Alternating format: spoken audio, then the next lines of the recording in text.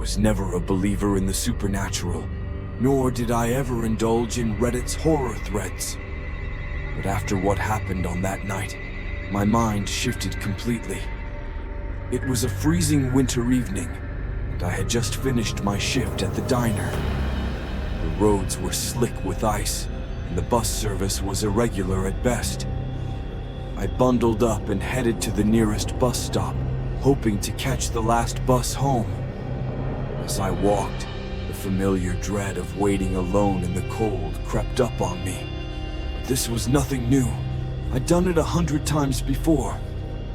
The bus stop was empty when I arrived, and the only sound was the occasional gust of wind pushing against the trees.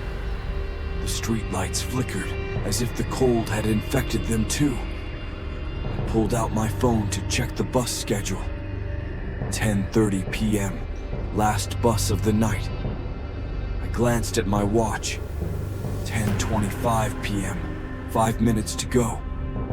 I rubbed my gloved hands together and blew into them to keep warm. A few minutes passed, and in the distance, I heard the faint roar of an engine.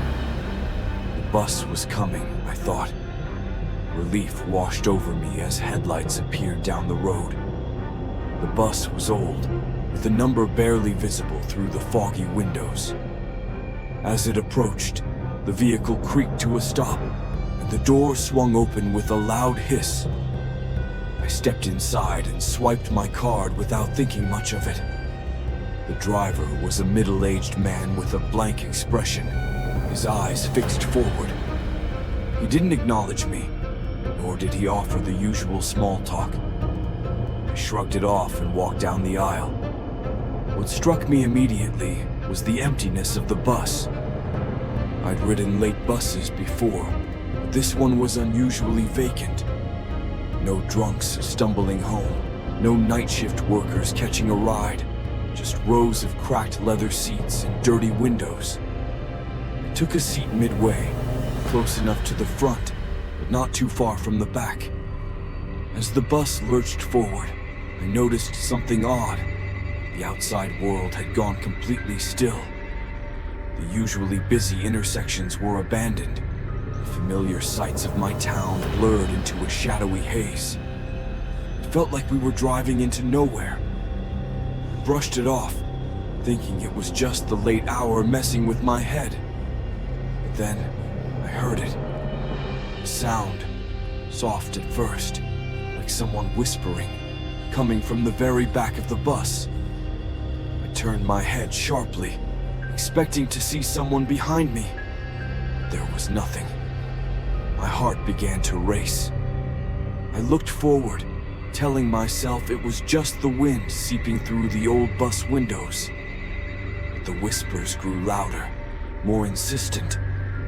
I couldn't make out the words, but they were definitely there, swirling in the cold air. My breath quickened. I turned again, and this time in the farthest seat, I saw a figure. It was a woman, dressed in a tattered coat, her face hidden beneath a hood.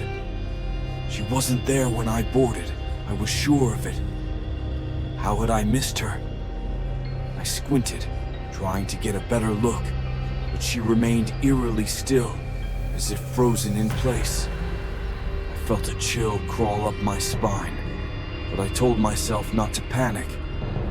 Maybe she had been there all along. Maybe I was just tired. I decided not to look back again, focusing on the flickering lights outside the bus. Minutes passed. The bus didn't stop at any of the usual stops. I leaned forward and tapped the stop request button, but nothing happened. The driver didn't acknowledge me, his eyes still locked on the road. I stood up and moved toward the front. "Excuse me," I said, my voice trembling slightly. "I think I missed my stop." The driver didn't respond. I repeated myself, louder this time, but it was like he couldn't hear me. As I reached the front, I glanced back at the woman, and my heart sank.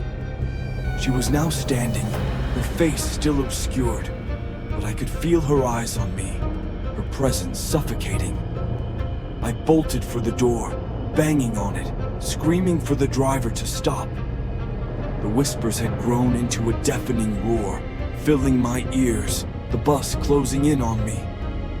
Then, without warning, everything went silent. The bus screeched to a halt, and the doors hissed open. I leaped out and found myself in the middle of a deserted road, the bus already disappearing into the darkness behind me. My breath was ragged, the cold biting at my skin. I looked around trying to figure out where I was, but nothing was familiar. I had no idea how far I had gone. I reached for my phone to call someone, anyone, but it was dead. And in the distance, through the fog, I heard the faint sound of whispers once again. I was not alone.